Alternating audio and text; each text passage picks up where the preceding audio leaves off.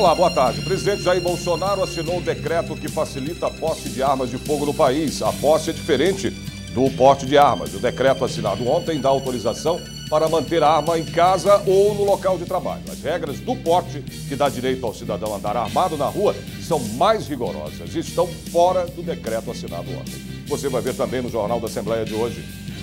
Congresso de especialistas da área de eletricidade debatem formas de tornar a profissão mais segura. Agentes penitenciários se reúnem no Parlamento Paulista e debatem a privatização de presídios no Estado. A partir de agora, no Jornal da Assembleia.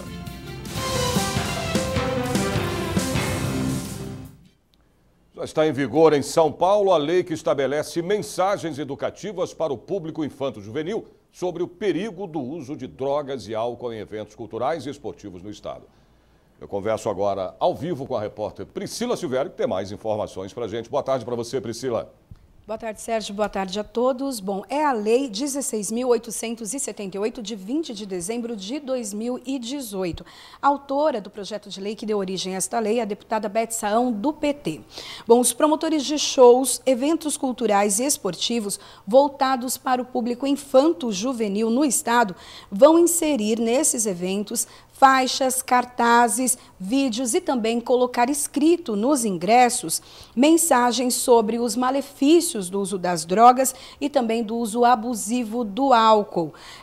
Também vão ter essas informações as penalidades para quem é traficante e usuário de drogas.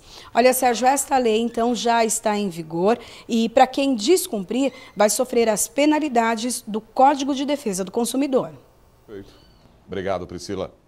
O forró, um dos ritmos mais populares do Brasil, já tem uma data de comemoração especial. E o repórter Marcos Boemerade, ao vivo aqui com a gente, traz mais informações. Boa tarde para você, Marcos. Boa tarde, Sérgio. Boa tarde a todos. E o forró, enfim, já pode ser comemorado, pelo menos o dia do forró já pode ser comemorado, Sérgio, todo dia 13 de dezembro.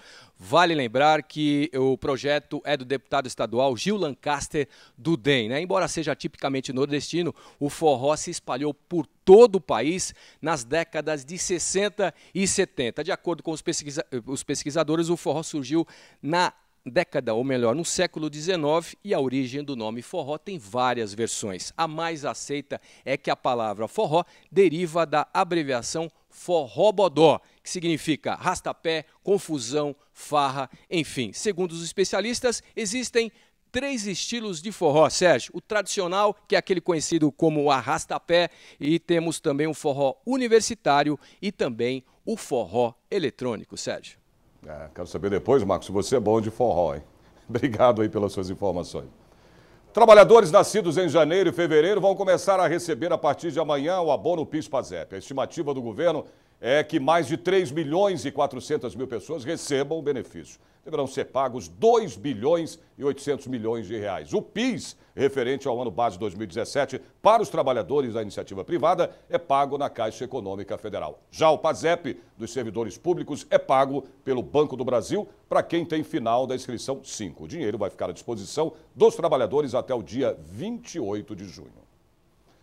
Alunos e professores de uma escola estadual da cidade de Chavantes, que fica a 371 quilômetros da capital, enfrentaram 6 horas de estrada para conhecer a Assembleia Legislativa de São Paulo. E o repórter Jeremias Gomes acompanhou essa visita que aconteceu antes do recesso parlamentar.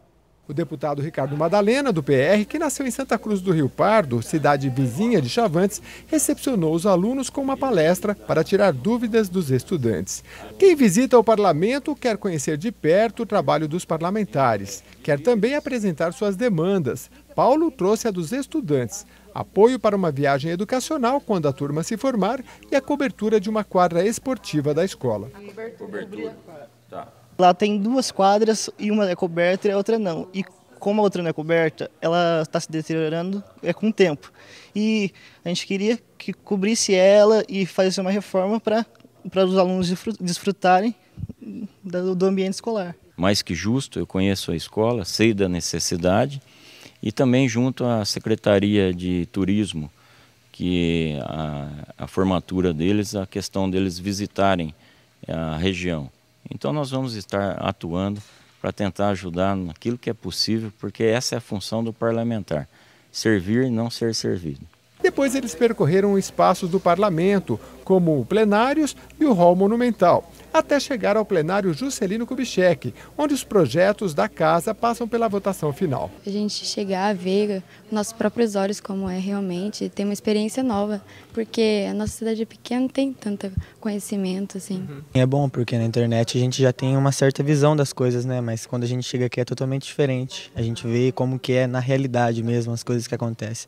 Não é só as fake news que a gente recebe, né? Na nossa cidade nós não temos prédios, nós não temos semáforos, nossa cidade é uma cidade tranquila, tipicamente interiorana. Então, a questão de vir para São Paulo, a movimentação, os prédios, os modos de vida, o sucesso que São Paulo é, né? Então, que sirva para eles como conquista, referência futura, certo? Para eles não ficarem agregados somente àquela questão social de uma pequena cidade, que eles percebam que o mundo existe fora da nossa cidade e está de braços abertos esperando eles. Eu acho isso muito legal, a iniciativa, né, dos dirigentes, das professoras, da coordenadora, em trazer as pessoas para conhecer São Paulo e principalmente aqui o parlamento onde nós trabalhamos.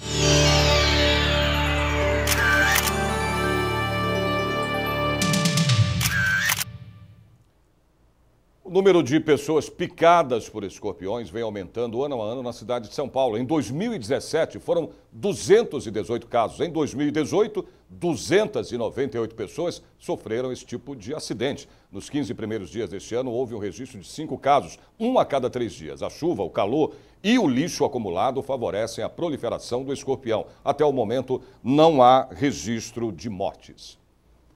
Artistas e profissionais de diversas áreas foram reconhecidos pela Federação Brasileira dos Acadêmicos de Ciências, Letras e Artes do Brasil pela contribuição à arte no país. E o repórter Jeremias Gomes acompanhou o que aconteceu, a cerimônia aqui na Assembleia antes desse recesso parlamentar.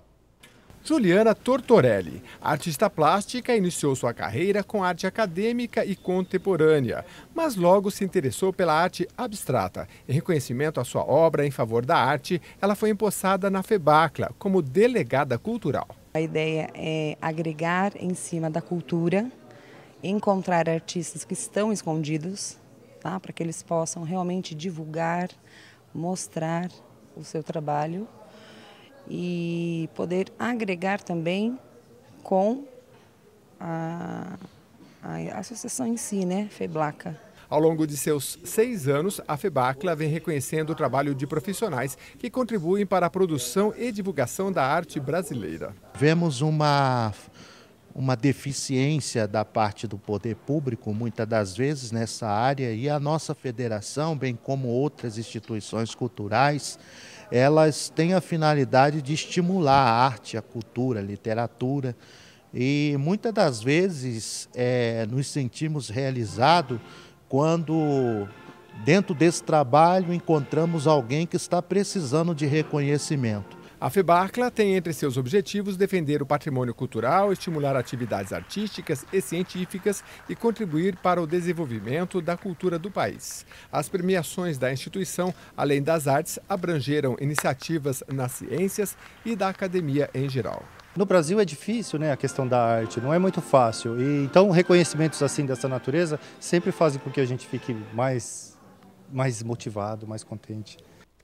Os novos aluguéis residenciais subiram em média 2,33% no acumulado do ano passado em todo o país. O reajuste foi menor do que a inflação oficial, que foi de 3,75%. O levantamento foi feito em conjunto entre o FIPESAP e o IBGE. No mês passado, São Paulo registrou o maior preço do metro quadrado, R$ 37,04.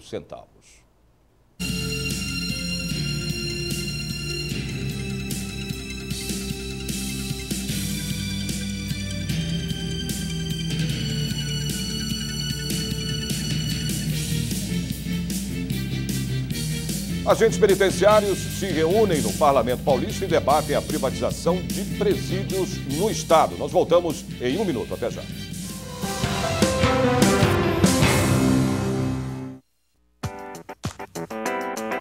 No programa Autorretrato eu recebo o deputado recém-eleito Bruno Ganem, do Podemos, que vai contar a sua trajetória de vida até a eleição de 7 de outubro, quando superou a marca dos 100 mil votos, e as propostas que pretende trazer para esta Casa de Leis tão logo tome posse em 15 de março. O programa Autorretrato vai ao ar nesta quarta-feira, às 8h30 da noite. Eu espero você. Você sabia que a Defensoria Pública existe para garantir o seu direito? Está lá na Constituição. E se o seu direito não está sendo respeitado, você pode procurar um defensor público. É ele quem garante o acesso à justiça para os necessitados. E onde buscar os seus direitos? Humanos, do consumidor, da família, das crianças, do idoso, das minorias. O acesso à saúde é bem fácil. Procure a defensoria mais perto de você. A atuação dos defensores alcança os principais conflitos que afligem a população. Em todo o Brasil, a Defensoria Pública já realizou mais de 10 milhões de atendimentos. E as ações coletivas? Você já ouviu falar? Em muitos casos, basta uma ação para ajudar até milhares de pessoas. O problema não é só seu, mas atinge os vizinhos, seu bairro ou sua cidade. Se você tem dificuldade para conseguir vagas em creche, falta medicamento em hospitais, o transporte coletivo não é regular, então procure a Defensoria. É um direito seu. Defensoria Pública. Garantir o seu direito é nosso maior feito. Associação Nacional dos Defensores Públicos. Entenda, divulgue, valorize. Ei, queria poder falar com você. Te falar desses últimos meses e como tudo tá melhor. Provavelmente outras pessoas por aí querem te falar muita coisa também. Acho que você teria orgulho, não só por mim, mas por ter feito algo tão nobre por pessoas que nunca viu. Eu só queria dizer obrigado. Obrigado por me dar mais tempo com a minha família. Obrigado pela sua doação de sangue. Doe sangue regularmente. Tem sempre alguém precisando de você. Procure o Hemocentro mais próximo e seja um doador. O governador João Dória vetou o projeto que autorizava o funcionamento das delegacias da mulher durante as 24 horas do dia. Quem traz mais informações ao vivo e volta aqui ao Jornal da Assembleia é o repórter Marcos Boemerade. Marcos, você. É isso mesmo, Sérgio, inclusive aos finais de semana e também nos feriados. Lembrando que o projeto foi aprovado aqui pelos deputados, aqui mesmo na Assembleia Legislativa, em dezembro de 2018, né? O governador, de acordo com ele, é inviável o aumento de servidores em todas as delegacias de polícia de defesa da mulher em todo o estado de São Paulo. Por outro lado, os deputados prometem articulação para derrubar o veto do governador. Atualmente, existem 133 delegacias da mulher em todo o estado de São Paulo. Só em São Paulo, capital paulista, conta com 9 dessas delegacias e apenas uma funciona durante 24 horas e ela está localizada na Praça da Sé. A Secretaria de Segurança Pública informou que a abertura das delegacias por 24 horas exige um estudo, um planejamento e que a medida ainda será implantada pelo governador João Dória. Sérgio. Ok, obrigado, Marcos. O Ministério da Saúde vai abrir uma nova chamada para substituir os médicos cubanos do programa Mais Médicos. Do total de 8.517 vagas, 1.400 ainda não foram preenchidas em todo o país. A nova chamada acontece nos dias 23 e 24 de janeiro para profissionais brasileiros formados no exterior. O Ministério da Saúde informou que, caso as vagas não sejam totalmente preenchidas, elas serão reabertas nos dias 30 e 31 de janeiro para médicos estrangeiros. Alunos do curso Missão e Vida da Igreja Batista participaram de um encontro aqui na Assembleia Legislativa com o deputado Carlos Bezerra Júnior, do PSDB. O convite veio da Igreja Batista da Água Branca, IBAB, que fica na cidade de São Paulo. É que cerca de 18 alunos participam do curso Vida e Missão e, além de aprendizado, eles trocam muita experiência ligada aos temas igreja, família, trabalho e sociedade. A grande pergunta que a gente faz é por que os cristãos falam tanto de coisas que a Bíblia fala tão pouco e falam tão pouco de coisas que a Bíblia fala tanto, quando a gente fala de expressão evangélica, de expressão cristã na vida pública. E é um pouco disso que a gente vai conversar. Na verdade, para mim é um grande prazer, é um exercício importante, aliás, uma das prioridades do mandato, essa aproximação com vários setores da sociedade e fazendo um diálogo cada vez mais próximo, desconstruindo aquela distância e o politiquês. O curso é praticamente uma pós-graduação. São 4 módulos com duração de 6 meses cada um. Os alunos são profissionais de diversas áreas que se interessam voluntariamente pelo estudo de valores e se propõem a uma mudança independentemente da área de atuação perante a sociedade. Nosso objetivo com o curso é pegar os profissionais cristãos de diferentes matizes, diferentes funções e ações na sociedade para ter uma espécie de ressignificação da profissão dele, mas a partir desses princípios cristãos. Nós provocamos, instigamos o pessoal a sair fora de um conceito mais conservador de olhar para o Evangelho e tentar fazer, né, essa ponte com a realidade. O número de pessoas inadimplentes bateu recorde no país. Segundo o SPC Brasil, 2.600.000 pessoas terminaram o ano passado no vermelho. É o maior número desde os últimos 4 anos. O crescimento mais significativo foi verificado entre as pessoas com mais de 65 anos de idade. Os autores da pesquisa informam que os motivos da alta são o desaquecimento da economia e o aumento do desemprego. Agentes penitenciários realizaram aqui na Assembleia Legislativa um debate sobre as condições de trabalho da categoria. O encontro aconteceu antes do recesso parlamentar. Entre os temas discutidos está a privatização de presídios no Estado.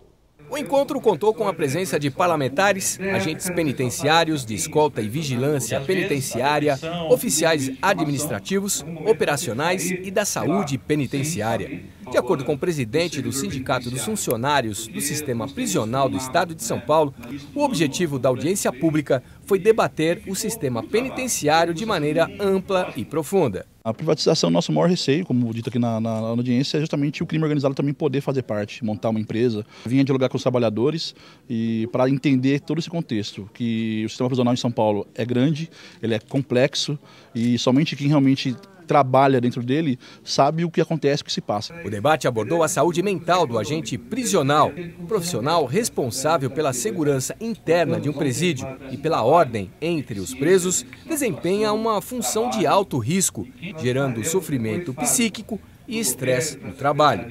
Isso é muito decorrência do próprio trabalho, né, das especificidades do trabalho com a população carcerária, que é um trabalho de extrema importância, mas que traz uma pressão muito grande no cotidiano, e isso com o tempo adoece, mas também das condições de trabalho. Então é um ambiente insalubre. Para o deputado Sargento Nery, o crime organizado e a transferência de presos perigosos são temas que merecem atenções especiais. Hoje o crime está organizado. Hoje o crime tem liderança dentro dos presídios. O que nós precisamos é privatização. Nós precisamos valorizar os agentes penitenciários, nós precisamos dar suporte, mecanismos e meios para que eles trabalhem. Hoje nós precisamos resolver um problema seríssimo no nosso estado, que é a transferência dos líderes de facções. Já o deputado Carlos Gianazzi do PSOL é contra a privatização das penitenciárias do estado de São Paulo. Vai ser um caos se isso acontecer no estado de São Paulo. Os servidores são contra, vários setores da sociedade também. E, além disso, a nossa preocupação aqui hoje na Assembleia Legislativa é no sentido de defender a valorização salarial dos servidores, que estão com salários defasados e achatados há muitos anos. Um balanço do comércio feito pelo IBGE revelou a importância da Black Friday na economia do país. Em novembro, as promoções provocaram uma alta de 2,9% nas vendas em relação ao mês anterior. Foi o melhor mês de novembro para o comércio em 18 anos. Os setores que mais venderam foram os de artigos pessoais, móveis e eletrodomésticos.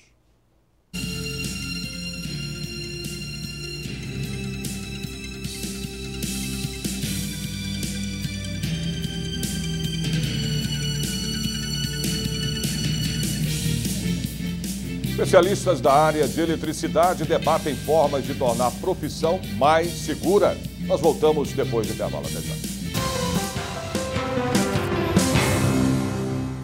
Violência contra as mulheres. Eu ligo. Eu ligo. Eu ligo. Eu ligo quando mulheres são agredidas em suas próprias casas. Eu ligo quando são ofendidas, xingadas, humilhadas. Eu ligo quando são vítimas de assédio em ônibus, trens e metrôs. Se você ou alguém que você conhece for vítima de assédio no trabalho, abuso, exploração sexual ou tráfico de mulheres, não se cale. Ligue 180. A Assembleia Legislativa é a Casa das Leis do Estado de São Paulo. Ela é também a Casa do Povo, do cidadão paulista. Venha acompanhar as votações de projetos de leis, as discussões das comissões, audiências públicas, atos solenes e conferir de perto o trabalho do seu deputado. Visite o site www.al.sp.gov.br e aproveite os cursos oferecidos pela Assembleia Legislativa. E se você gosta de arte, venha conhecer a Coleção do Parlamento. O Museu de Arte do Parlamento de São Paulo expõe pinturas, esculturas, gravuras, cerâmicas e fotografias. Assembleia Legislativa de São Paulo, a Casa do Povo. Olá, você tem um encontro marcado comigo hoje às 10 horas da noite aqui na TV Alesp. No programa Em Discussão Segurança, nós vamos debater os cuidados necessários para você que tem o hábito de usar o Wi-Fi público. É preciso ter cautela para proteger seus dados e você vai saber como fazer isso com um time de especialistas que recebemos no estúdio. Então não perca o nosso encontro hoje às 10 horas da noite.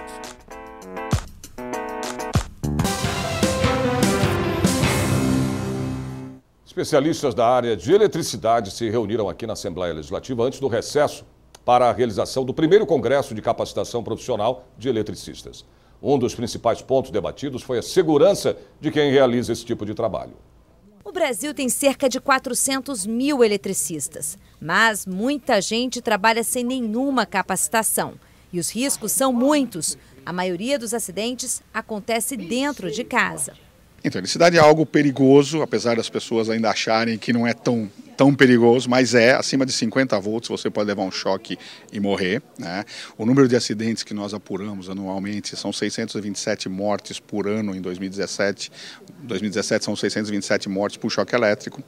Dentre esses, nós tivemos cerca de 80 profissionais que, teoricamente, conhecem o risco, mas que acabam se arriscando. Esse foi um dos assuntos discutidos no primeiro congresso da Abrapel, a Associação Brasileira de Profissionais Eletricistas e Eletrônicos.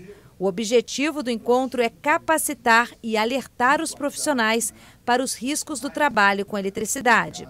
Muitos curiosos, entre aspas, que a gente até brinca, digamos assim, os Zé Faíscas, eles põem em risco não só a integridade física dele, mas também daqueles que não sabem contratar o serviço. O cliente às vezes pede um serviço e não sabe fazer a contratação. Nós temos por estatística do Corpo de Bombeiros do Estado de São Paulo que 40% dos incêndios são provocados por instalação elétrica mal feita.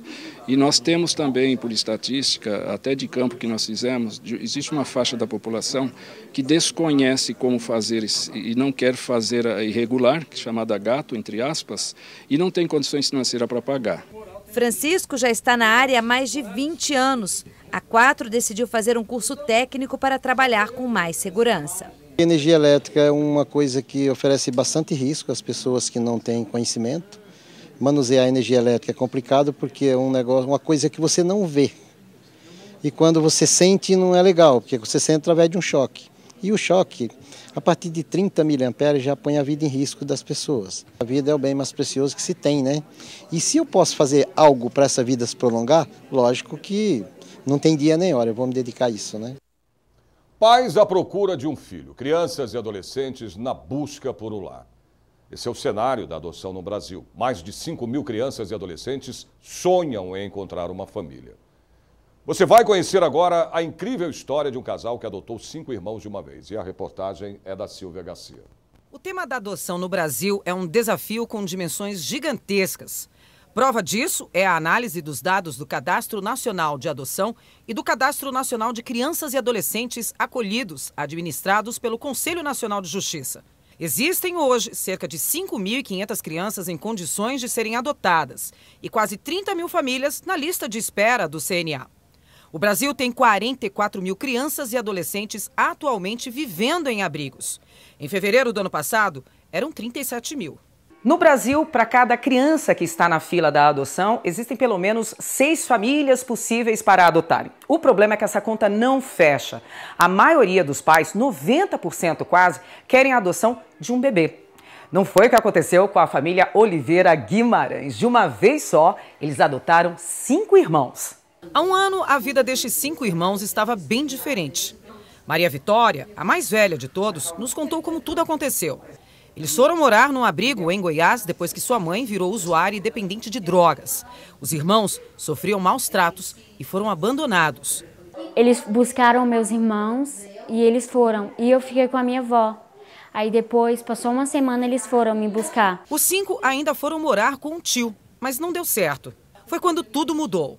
Veranilda já trabalhava no mesmo abrigo que as crianças viviam como diretora e presenciou a situação dos 5 irmãos. Essas 5 crianças era algo que, aos nossos olhos, que trabalhamos na área social, também do juiz, quem queria adotar 5 crianças? Vocês. Quando viu que eles seriam adotados por pais diferentes, tomou uma decisão junto ao marido. E numa dessa conversa nossa, ela disse que o juiz poderia estar desmembrando essas crianças, né? Cada um indo para um lar. E eu dizia, acho isso tão chato, acho a gente vê tantas reportagens, irmãos no decorrer do tempo.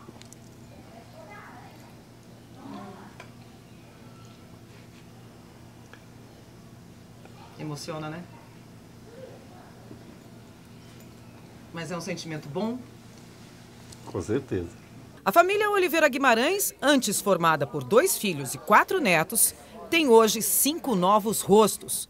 Maria Vitória, de 14 anos, Pedro, de 11, Miguel, de 8, Gabriel, de 6 anos e Vitor, com 4. Se eles estão felizes? É muito fácil falar de amor, difícil é praticá-lo. Para alguns a dificuldade está no praticar. Então nós entendemos que Deus está nos dando uma oportunidade, né, de servi-lo, cuidando deles. E eles cuidando de nós, porque nós nos sentimos muito amados por eles. Muito amados. Vai ser igual a sua vida? Não. Não vai. Mudou totalmente. Para melhor? Para melhor. Muito melhor.